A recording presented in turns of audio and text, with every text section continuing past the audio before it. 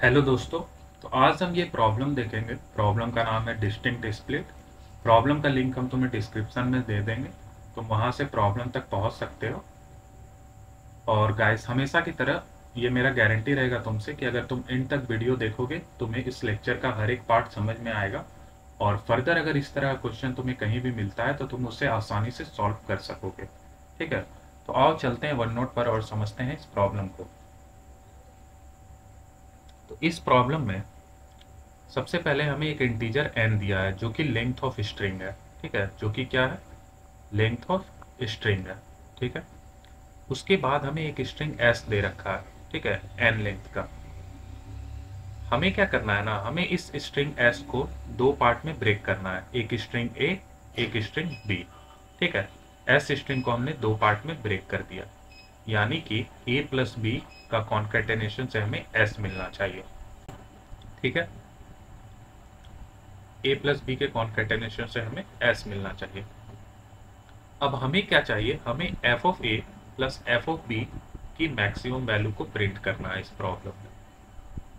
ठीक है, क्या मतलब है f ऑफ a और f ऑफ b का, तो इसे समझते हैं। ठीक है, a हमारा क्या है, स्ट्रिंग है। f ऑफ एनी स्ट्रिंग, ठीक है, कोई भी स्ट्रिंग। इसका मतलब क्या होता है, इसका मतलब ये है नंबर ऑफ, ठीक है, number of distinct character, number of distinct character, number of distinct character,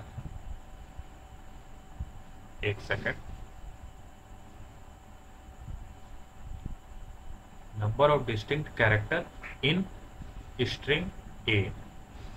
ठीक है, क्योंकि यहाँ पे हमने ए स्ट्रिंग को लिया है। ठीक है, तो number of distinct character in string ए।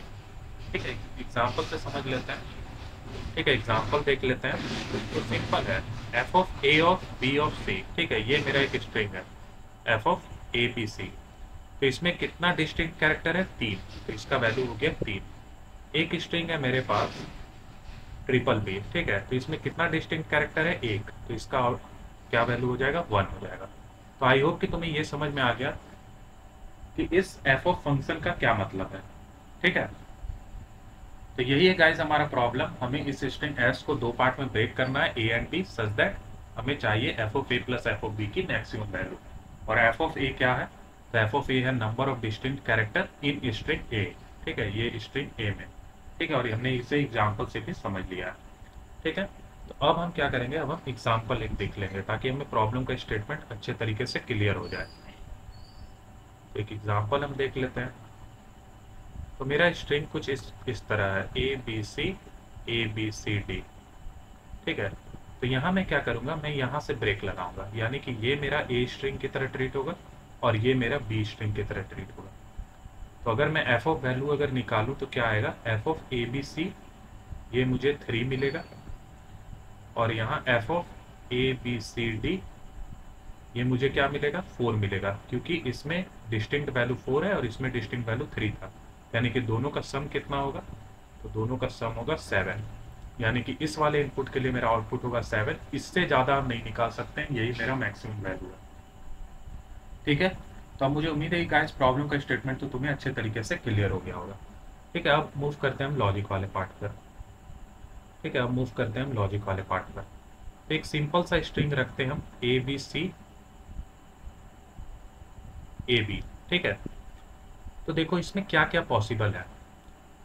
अब मुझे कह रखा है कि जो हम एस स्ट्रिंग को ब्रेक करेंगे ए और बी स्ट्रिंग में, तो ये ए और बी दोनों ही नॉन इम्प्टी होना चाहिए। ठीक है, यानी कि इम्प्टी स्ट्रिंग तो हम ले नहीं सकते हैं। तो सबसे पहला केस ये बनता है कि एक लेंथ का ये स्ट्रिंग ले लो और यहाँ से ब्रेक लगा दो, यानी ये ए स्ट्रिंग बन जाए और ये बी स्ट्रिंग बन जाए। ठीक है, दूसरा हमारा क्या केस है, ए बी सी ए बी। दूसरा हमारा केस है कि ए बी को इधर रख लो। ठीक है, तीसरा हमारा केस है कि ए बी सी को इधर रख लो। चौथा हमारा केस है ए बी सी ए को इधर रख लो और बी।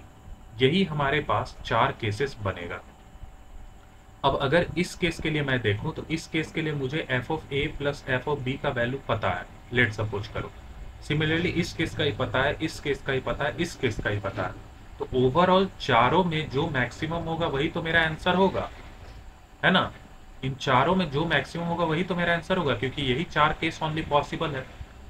तो अब मेरा कर्तव्य है इस f of a plus f of b की वैल्यू को फाइंड करना।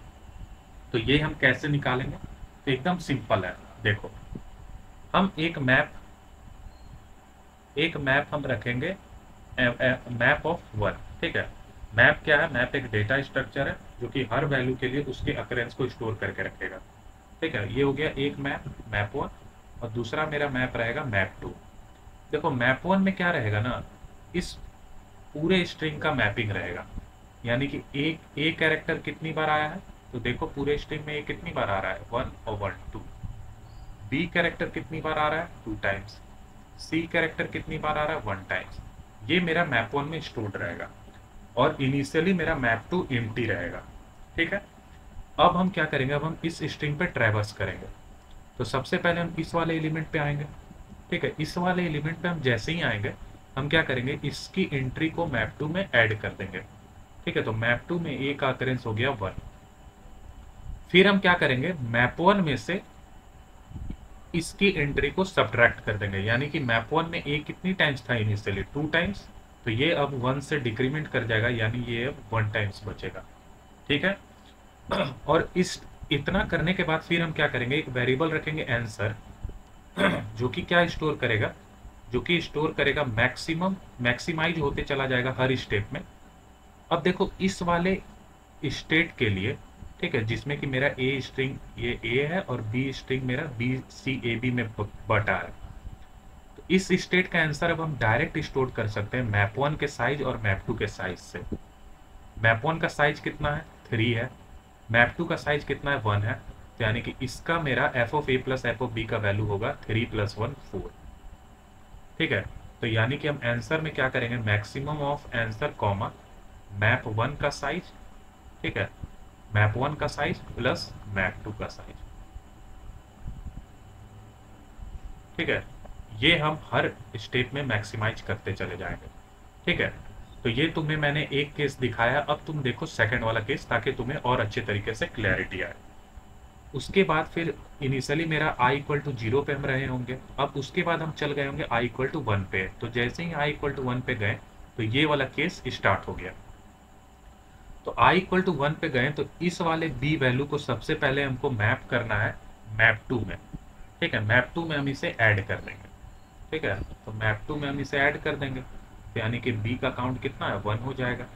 ठीक है, अब हम क्या करेंगे, मैप 1 में से b के काउंट को डिक्रीमेंट करेंगे। तो मैप 1 में 2 काउंट था, अब ये 1 हो जाएगा। अब हम क्या करेंगे, f of a plus f of b का वैल्यू निकालेंगे। वो कैसे निकलेगा, तो ये देखो, ये जो मैप 2 का जो साइज है ना, वो मुझे बता रहा है कि ए स्ट्रिंग, यानी कि जो एस स्ट्रिंग को हम 2 पार्ट में बांट रहे थे, ए स्ट्रिंग और बी स्ट्रिंग में, तो ये जो ए स्ट्रिंग है ना, इसमें कितना यूनिक वैल्यू है, यानी कि F of A actually map 2 के साइज के बराबर है। ठीक है, यानी कि ये जो यहाँ पे जो भी एफ ऑफ ए बी है, ठीक है, यानी नंबर ऑफ डिस्टिंक्ट कैरेक्टर कितना है, 2 है। तो ये कुछ नहीं, ये मैप 2 के साइज के बराबर है, समझ रहे हो। तो ये मैप 1 और मैप 2 क्या है, मैप 2 का जो भी साइज है वो एफ ऑफ ए को डिनोट कर रहा है, और मैप 1 का जो भी साइज है वो एफ ऑफ बी को डिनोट कर रहा है। तो इस तरीके से हम एफ ऑफ ए और एफ ऑफ बी को कैलकुलेट करते चले जा रहे हैं। ठीक है, तो अगेन तुम चेक करो, यहाँ पे मैप 2 का साइज क्या हो जाएगा, मैप 2 का साइज इस वाले केस में देखो 2 है, तो ठीक है 2 हो गया। और मैप 1 का साइज कितना है, 3 है, तो यानी कि 2 + 3 5। तो इस वाले में 5 आया, और इनिशियली फर्स्ट वाले में कितना आया था, 4 आया था, तो इसमें 5 आया। तो आंसर अभी, आंसर इनिशियली 4 था, यहाँ पे 4 हुआ था आंसर, अब क्या हो जाएगा, अब 5 में कन्वर्ट हो जाएगा, क्योंकि 5 मैक्सिमम है। हम हर स्टेप में क्या कर रहे हैं, मैक्सिमम ही तो ले रहे हैं आंसर का। तो अब आंसर 5 में अपडेट हो गया। अब अगेन आओ यहाँ पर, अब आई मेरा इंक्रीमेंट होकर सेकंड इंडेक्स पे आएगा, तो सबसे पहले इसे मैप 2 में ऐड करो, तो C1 हो गया। अब हम क्या करेंगे, मैप 1 में से इस वैल्यू को डिक्रीमेंट करेंगे। देखो C का वैल्यू 1 था, ये डिक्रीमेंट होकर 0 हो गया। अब जैसे ही किसी भी कैरेक्टर का वैल्यू अगर 0 होता है मैप 1 में, तो हम क्या करेंगे, इस पूरे के पूरे कैरेक्टर को ही मैप से डिलीट कर देंगे। ठीक है, इरेज कर देंगे, तो यानी अब C ही पूरा का पूरा इरेज हो जाएगा। ठीक है, अब जरा काउंट करो, तो मैप 2 का साइज क्या होगा, 3 होगा, 3 होगा। मैप 1 का साइज कितना होगा, 2 ही होगा, क्योंकि सी को हमने इरेज कर रखा है। तो 2 यानी कि 5, अगेन 5 आया, तो आंसर मेरा पहले से ही 5 है, तो ये अपडेट नहीं होगा। अब इस वाले केस को चेक करो, तो अगेन हम यहाँ आए, तो यहाँ जैसे ही आए तो हम क्या करेंगे, ए के काउंट को इंक्रीमेंट करेंगे। तो ए का काउंट इंक्रीमेंट हो गया, और फिर हम क्या करेंगे, ए के काउंट को डिक्रीमेंट करेंगे मैप 1 में से। तो मैप 1 में ए का काउंट कितना है, 1 है, अब 1 0 में हो गया। तो जैसे ही 0 होता है वैसे ही हम इसे इरेज कर देंगे, तो ये इरेज हो गया। ठीक है, तो अब जरा चेक करो कि मैप 2 का साइज कितना है, 3 ही है, प्लस मैप 1 का साइज क्या है, ए इरेज हो गया, सी इरेज हो गया, केवल बी बचा है 1। 3 + 1 4। तो अब आंसर मैक्सिमाइज नहीं होगा, क्योंकि आंसर ऑलरेडी मैक्सिमम वैल्यू पे है 5, यानी कि इस वाले इनपुट के लिए आउटपुट आएगा मेरा 5। तो इस तरीके से हम इस सॉल्यूशन को, इस प्रॉब्लम को सॉल्व कर लेंगे। ठीक है, तो जैसा हमने बताया है उसी के अनुसार हम इसे कोड भी कर देंगे। तो आओ चलते हैं पीएस कोड पर। सबसे पहले हम इनपुट के फॉर्मेट को चेक कर लेते हैं। टेस्ट केस हमें लेना है, एन लेना है और एस लेना है। ठीक है, टेस्ट केस हमने ऑलरेडी ले रखा है, तो हम यहाँ एन ले लेते हैं। फिर हम क्या करेंगे, फिर हम एक स्ट्रिंग एस लेंगे। ठीक है, अब हमें 2 मैप बनाना है। ठीक है, मैप 1 कॉमा मैप 2, जैसा कि हमने अभी लॉजिक में डिस्कस किया। मैप 1 क्या करेगा, मैप 1 इस पूरे स्ट्रिंग पर ट्रैवर्स करके सारे के सारे वैल्यू को मैप कर लेगा। तो map 1 of I plus plus. ठीक है, जैसा कि हमने लॉजिक में डिस्कस किया था। अब हम क्या करेंगे, अब हम फर्स्ट इंडेक्स से चलना चालू करेंगे, सॉरी 0th इंडेक्स से। ठीक है, यानी कि बेसिकली हम स्ट्रिंग पे ट्रैवर्स करेंगे। और कब तक हमें चलना है, तो हमें चलना है n-1 तक। ठीक है, क्यों n-1 तक चलना है, देखो हमारा ये जो लास्ट केस बना था, इसमें हम कहाँ तक आए थे, हम यहीं तक तो आए थे, हम यहाँ तक कहाँ गए। लास्ट केस तो मेरा यही था, तो इसमें हम कहाँ तक चले। तो इस वाले स्ट्रिंग का कितना साइज है, 0 1 2 3 4। ठीक है, कहने का मतलब साइज इसका हमारा कितना है, 5 है। तो आई मेरा कब तक चलेगा, आई मेरा <4 तक चलेगा, यानी कि 3rd तक तो चलेगा। तो 0 1 2 3, तो देखो यहीं तक तो हमें चलना है, इसके आगे नहीं जाना है। तो यही हमने यहाँ लिख रखा है, आई n-1। ठीक है, आई प्लस प्लस। अब हम सबसे पहले क्या कर रहे थे, हर स्टेप में सबसे पहले हम मैप 2 में उस वैल्यू को ऐड कर रहे थे, करेक्ट। तो मैप 2 में ऐड कर दो, चलो मैप 2 में हम ऐड कर देते हैं जो भी s ऑफ i का वैल्यू है। ठीक है, ये हो गया। अब हम क्या करेंगे, मैप 1 में से इस वैल्यू को डिक्रीमेंट करेंगे, डिक्रीमेंट कर देंगे। फिर हम चेक करेंगे कि क्या मैप 1 में ये वैल्यू का काउंट 0 हो रहा है। अगर 0 होता है तो हमें मैप 1 में से उस वैल्यू को ही इरेज कर देना है। ठीक है, ये सारा हमने लॉजिक में भी देख रखा है। तो मैप 1 में से हम उस कैरेक्टर को ही इरेज कर देंगे। ठीक है, अब हम क्या करेंगे, मैप 1 का साइज एक वेरिएबल में स्टोर कर लेते हैं, लेन 1 में। ठीक है, मैप 1 का साइज आ गया। ठीक है, लेंथ 2 में क्या करेंगे, लेन 2 नाम के वेरिएबल में मैप 2 का साइज रख लेंगे। ठीक है, अब हम क्या करेंगे, आंसर को मैक्सिमाइज कर देंगे, answer comma length 1 plus length 2, है ना, और लास्ट में सी आउट कर देंगे आंसर को।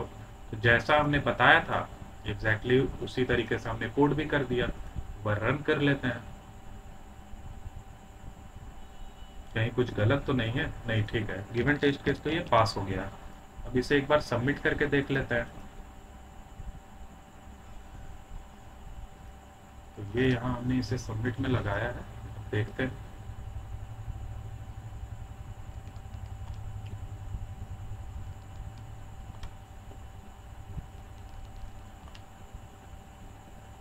तो ये गाइस तुम देख सकते हो, ये प्रॉब्लम एक्सेप्ट हो गया। ठीक है, तो गाइस अगर तुम्हारा कुछ भी डाउट रह गया हो इसमें तो तुम कमेंट कर देना। ठीक है, और यार अगर वीडियो अच्छा लगे तो चैनल को सब्सक्राइब करो। ठीक है, it's a humble request to you, मुझे बहुत अच्छा लगेगा। ठीक है, और वीडियो को यार ज़्यादा से ज़्यादा लोगों तक शेयर करो। So thank you guys.